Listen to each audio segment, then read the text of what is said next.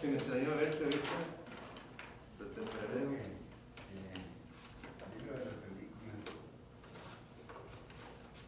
Está muy bueno.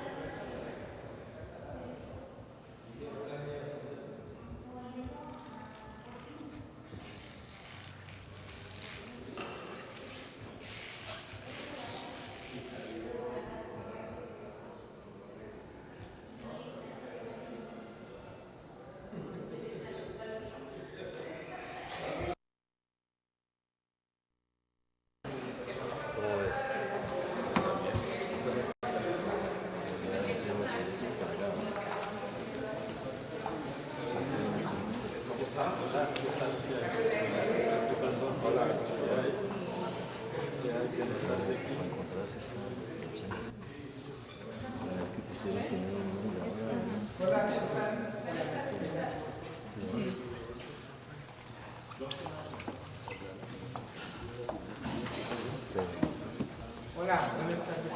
Por orden alfabético,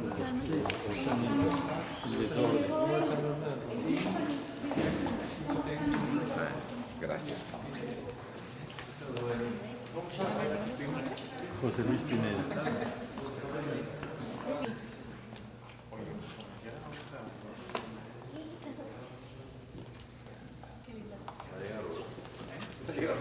Gracias, si no llego. Ahí está Sergio. Yo que no llego. Sí, ahí está. Porque sí me dijo. No, yo llego. Ahí está Sergio. Se nada más.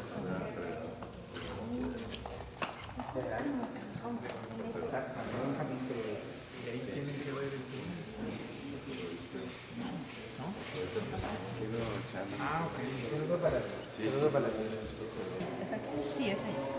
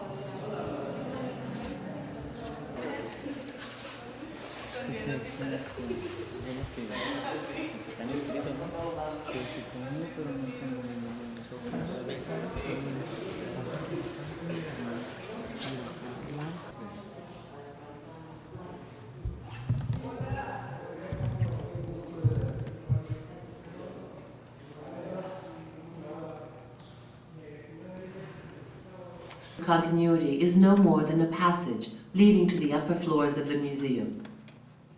The other two underground axes are exhibition areas.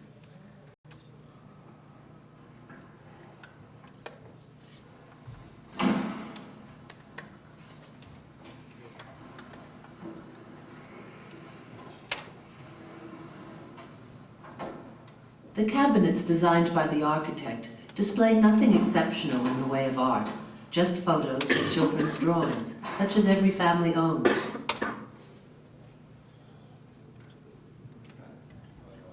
Except that here, the simplest of them are souvenirs of exile and extermination. Two fates to which these corridors with their sloping walls and raked floor lead. This one is called the Axis of the Holocaust. It ends at a black door.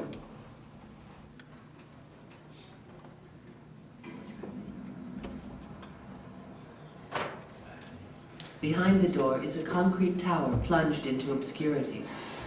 The Tower of the Holocaust. Main axis. In treating it as separate volume, the architect puts it beyond the limits of the museum experience, in a sort of symmetry with the hidden entrance tower. Crossing the axis of the Holocaust, the third axis is that of exile. This is the scenario of the leaving of Germany that leads right outside into the open air.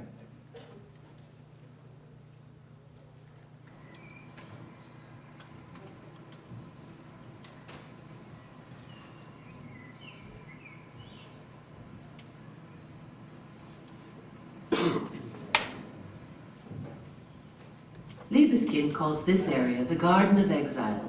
It is a hanging garden, perhaps in allusion to the exile in Babylon. But these trees, planted in 49 concrete pillars, are also simply an image for uprooting.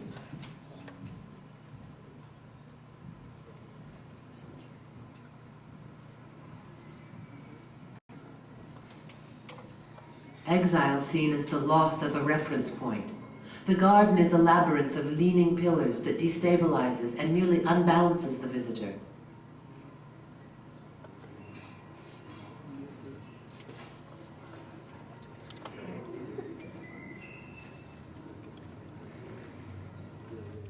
In fact, this is a perfect square, the only place in the museum with strict right angles. But the architect has tipped it to create a double 10-degree slope so that when walking through the pillars, the pitch changes at every turn.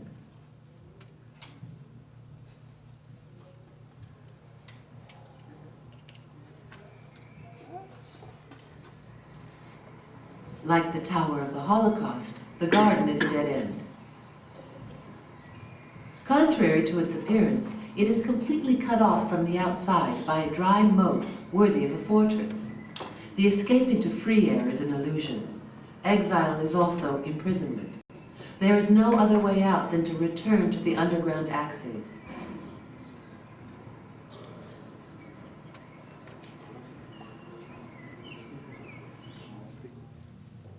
The old and the new buildings, the Tower of the Holocaust and the Garden of Exile, are linked by a hidden network of communications and directions. But on the surface, the architect has deliberately treated them as independent elements. The visible concrete of the Tower of the Holocaust and the pillars in the Garden of Exile are quite distinct from the main building, which is completely covered in zinc.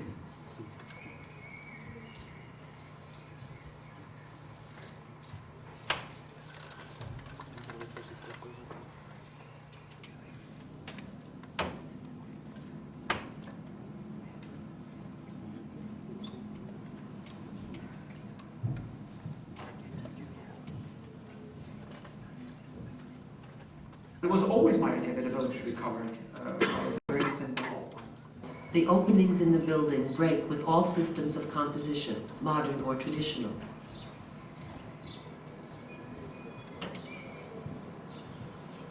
It is the result of the superimposition of two distinct schemes. The first is functional for the offices on the top floor and the service areas, for which the architect has created simple windows, even if he has given them such particular shapes that they had to be made by a manufacturer of windscreens.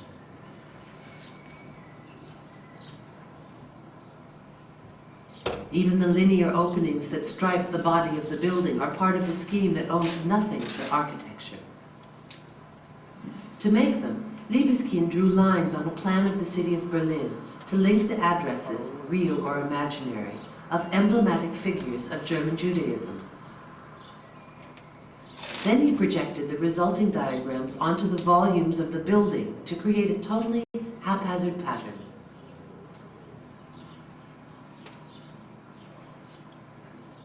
The effect that these openings have on the inside of the building is equally astonishing, except that these are the galleries of a museum, posing the problem of how to hang things on walls that look like something out of the decor of a 20th German expressionist film.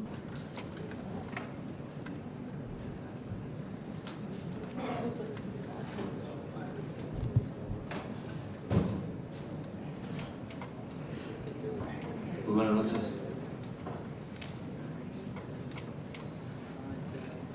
Quisiéramos darle la bienvenida el día de hoy.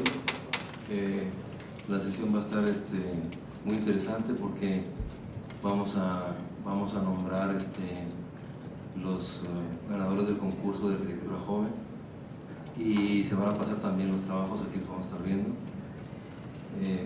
Yo como abreviar el momento, va a estar larga la sesión, un poquito larga.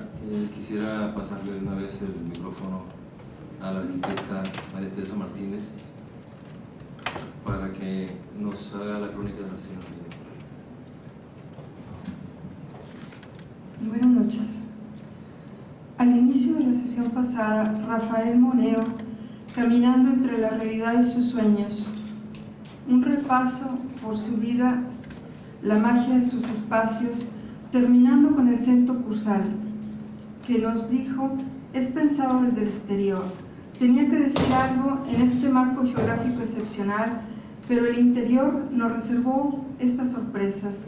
Una ventana al Cantábrico, un homenaje a la naturaleza y en forma muy especial al mar. El exconvento de Santo Domingo de Guzmán, situado en la ciudad de Oaxaca, es la construcción virreinal en pie más grande de México. La restauración se llevó a cabo de 1994 al 98 y recibió el premio Reina Sofía en el 2001, dotado con $32,600, una escultura alegórica y una placa conmemorativa, como señala un documento del INAH en internet.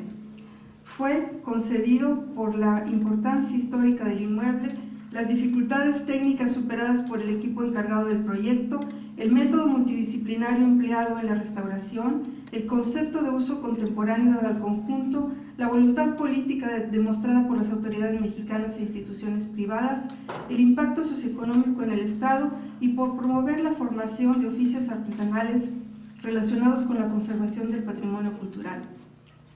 La restauración termina donde comienza la hipótesis, pero es también una recreación, señaló el arquitecto Urquiaga, que inicia su intervención con un planteamiento teórico para ilustrarnos sobre el porqué y cómo fundamentamos la restauración de estos edificios, para analizar posteriormente con el convento ese proceso artesanal con el que se fue realizando la obra de restauración.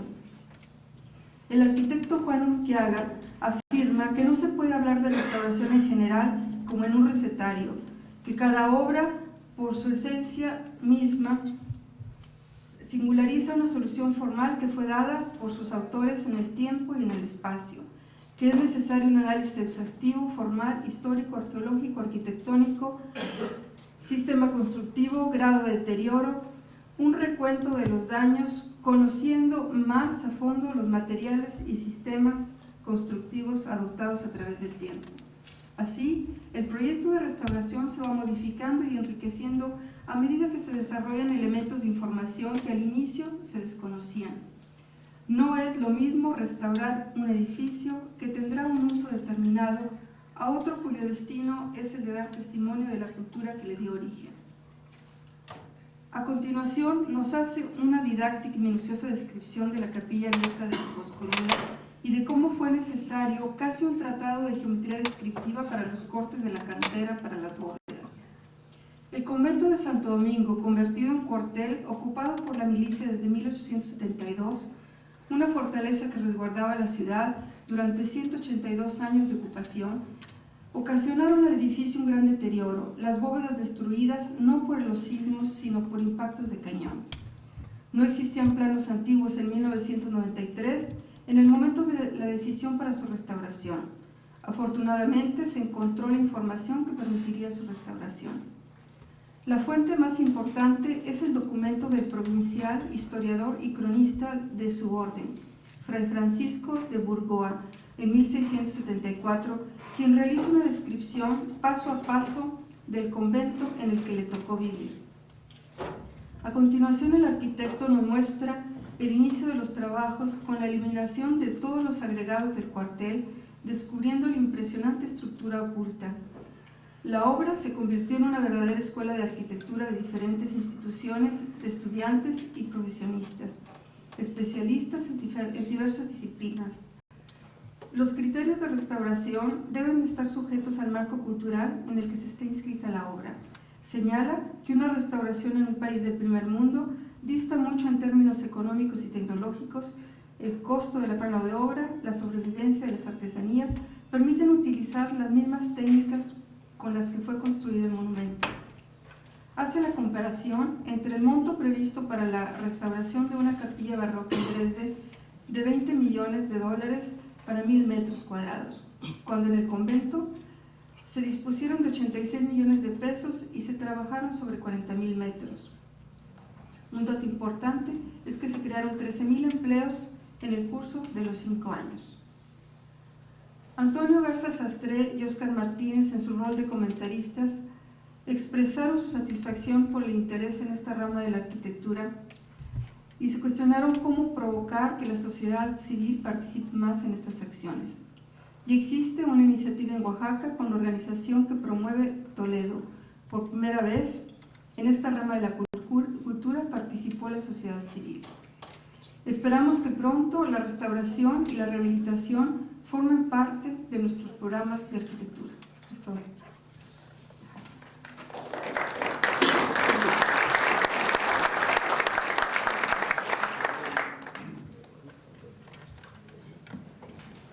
Buenas noches.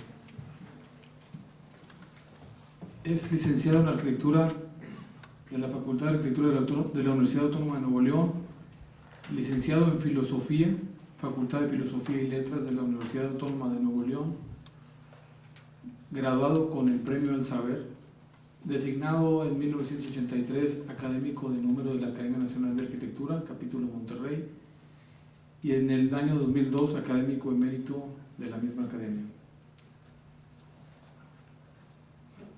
En su labor académica y docente ha sido catedrático de tiempo completo de la Facultad de Arquitectura de la Universidad, del Instituto Tecnológico y de Estudios Superiores de Monterrey. Ha desarrollado trabajos de investigación como el análisis y propuestas urbanísticas sobre la industria y el artesanado para el Plano Regulador de la Ciudad de Monterrey, sistema de la enseñanza de la arquitectura, fundamentos epistemológicos para una metodología del diseño arquitectónico, 100 años de arquitectura en Monterrey, siglo XX, un sistema de concentros, evolución de la ciudad de Monterrey, arquitectura y ciudad, Foro Nacional de la Academia Nacional de Arquitectura en Guadalajara, diversas publicaciones de proyectos y ensayos en periódicos y revistas especializadas locales y nacionales, conferencias y congresos en la mayor parte de las escuelas de arquitectura de la República, diversas participaciones en seminarios y paneles sobre arquitectura, educación, historia, etc. Ponente en diversos foros de la Academia Nacional de Arquitectura, en el Congreso Educativo de Heidelberg, Alemania, en el Congreso de Educación Superior en la Universidad de Washington, Estados Unidos, cursillo sobre la obra de Teodoro González de León en la Cátedra Luis Barragán, seminario de teoría de la arquitectura en Guadalajara, Jalisco.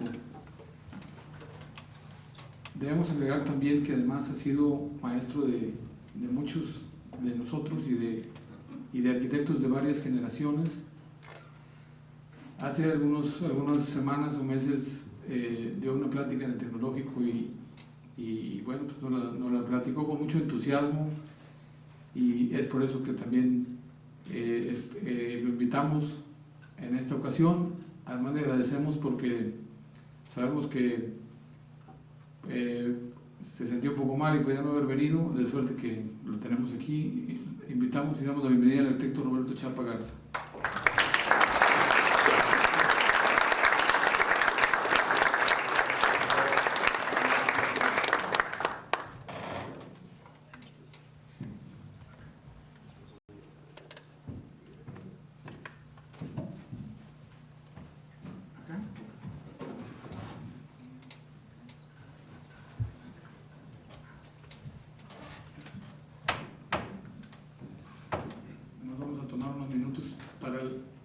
¿Ya está listo la presentación acá?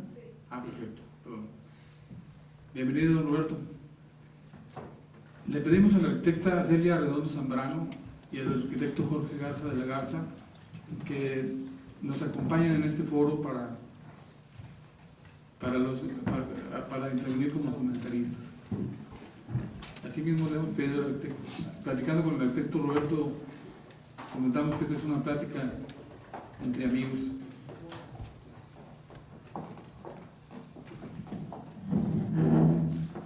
Tiene la palabra.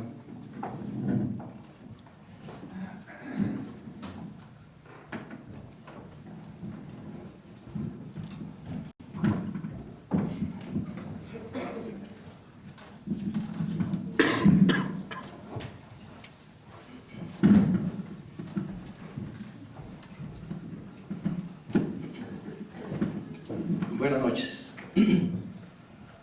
Hace unos días fui invitado para esta plática a consecuencia de que la conferenciante del día de hoy no pudo asistir por causas de fuerza mayor. Acepté con mucho gusto. Desafortunadamente no fueron mis mejores días en cuanto a mi salud. Traté de hacer lo mejor posible esta plática. Espero también sentirme lo suficientemente lúcido como para interesarlos a ustedes en el tema. Es un tema que me ha preocupado mucho. Durante mucho tiempo revisé la arquitectura desde un ángulo internacional, tal como se nos enseña en las escuelas. Después me interesó mucho una visión desde nuestra localidad, de nuestra arquitectura, ver la arquitectura mundial a través de nuestra propia arquitectura, que existen esas conexiones significativas. Y luego, en este lapso de tiempo, me fui dando cuenta que el avance de la arquitectura internacional había sido sumamente rápido, hasta el punto de perder la noción de las directrices que de alguna manera fueron claras durante mucho tiempo. Inicié una revisión de esta arquitectura, este nuevo panorama internacional, tratando de encontrar algunas directrices que fueran suficientemente claras como para aclarar nuestro propio panorama arquitectónico. Siempre, profesionalmente, tendemos a hacer una especie de revisión, no solo del estado actual de las cosas y del pasado, que por supuesto es necesario, sino lo hacemos con la función de tratar de prever nuestras propias acciones actuales y futuras. Y esto no es una cuestión nueva. Desde mucho tiempo atrás se tratan de hacer predicciones sobre el futuro. Pero muchas veces estos pronósticos no son suficientemente ciertos como para asegurar que nuestras acciones actuales realmente tengan el éxito que esperamos en el futuro. Karl Popper dice que cuando se quiere predecir algo tiende a no realizarse lo pronosticado por efecto de la predicción misma. Esto lo denomina el efecto Edipo, porque existe un elemento irreductible de incertidumbre en todas las predicciones sociales. Un poco como el principio de incertidumbre que Heisenberg notó en cuanto al conocimiento de las ciencias, puesto que nunca se puede saber con exactitud los procesos que el mundo ofrece, porque nuestros sentidos y nuestros aparatos de observación no son lo suficientemente precisos como para determinar esto.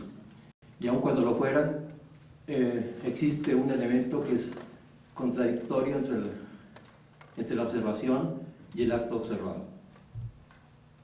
La siguiente. Otra de las cosas que tienen que ver con todo esto es la cuestión ética, la voluntad humana para crear lo que considera que es necesario crear.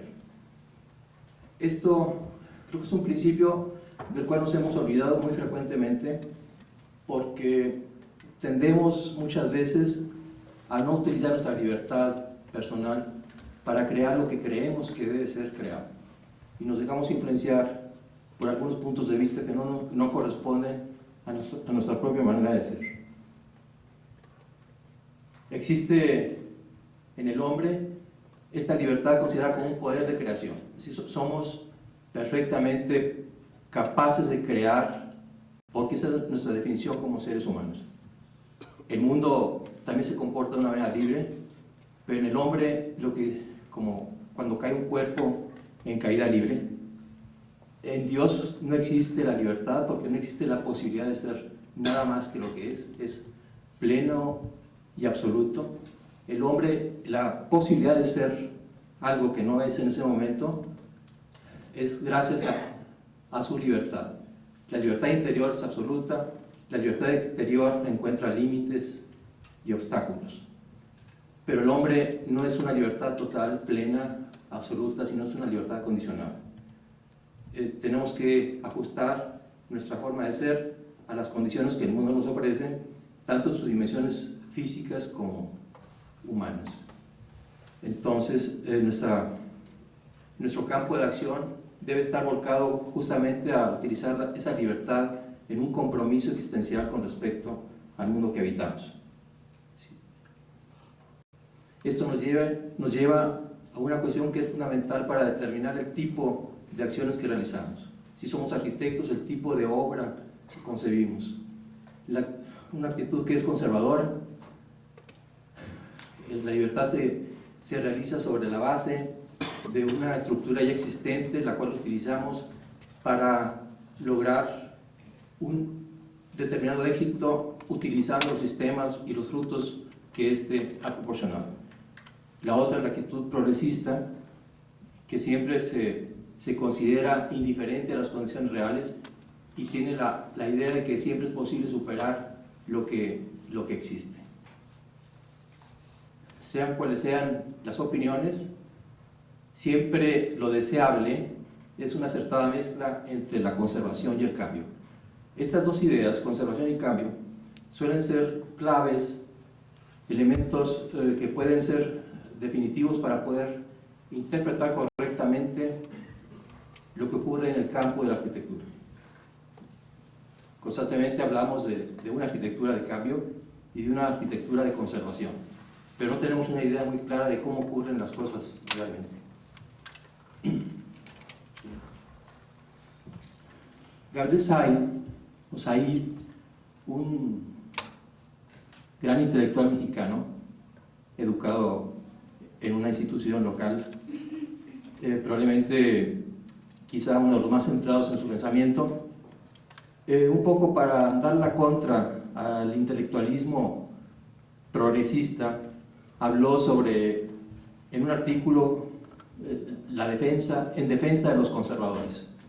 Dice, muchos ideales conservadores merecen ser cuando menos el debate, por ejemplo, la conservación de la naturaleza, de las especies, del ambiente, la conservación de las lenguas, de los clásicos, de las tradiciones, de los usos y costumbres, la conservación de lugares, monumentos, obras de arte, libros, objetos y documentos de interés, la conservación de la vida y la salud física y espiritual, la conservación de los valores religiosos, familiares, patrióticos, la conservación de la identidad nacional,